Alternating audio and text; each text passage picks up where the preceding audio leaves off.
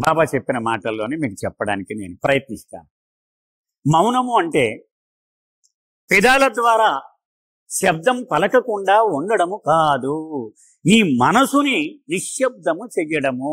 ఇది బాబా చెప్పింది మౌనం అంటే.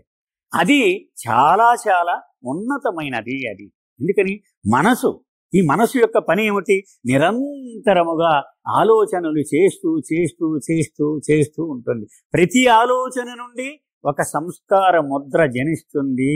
అది నీ జీవాత్మకు ఒక బంధనముగా మారుతుంది.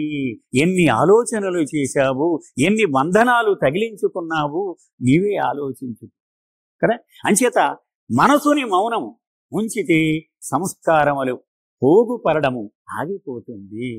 అది అసలైనటువంటి మౌనము అన్నారు బాబా. అంతేకాని నాలికని కట్టేసినంత మాత్రం చేత నీ ఆలోచనలు ఆగవు కదా.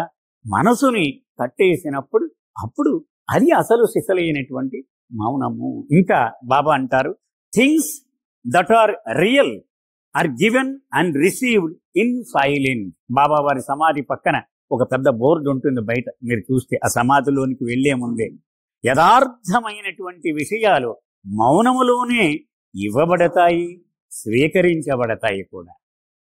ఆయన మానవాళికి వరప్రసాదంగా ఇవ్వదలిచినటువంటి ఆ వాస్తవము అది అతి విలువైన విషయము కాబట్టి ఆయన మౌనంలో ఉండి ఆ కానుకను ఇస్తే అది నిజముగా ఇవ్వడం అవుతుంది. మనం కూడా ఆ మౌనములో ఉండి దాన్ని స్వీకరిస్తే దానిని వాస్తవముగా స్వీకరించినట్టు అవుతుంది.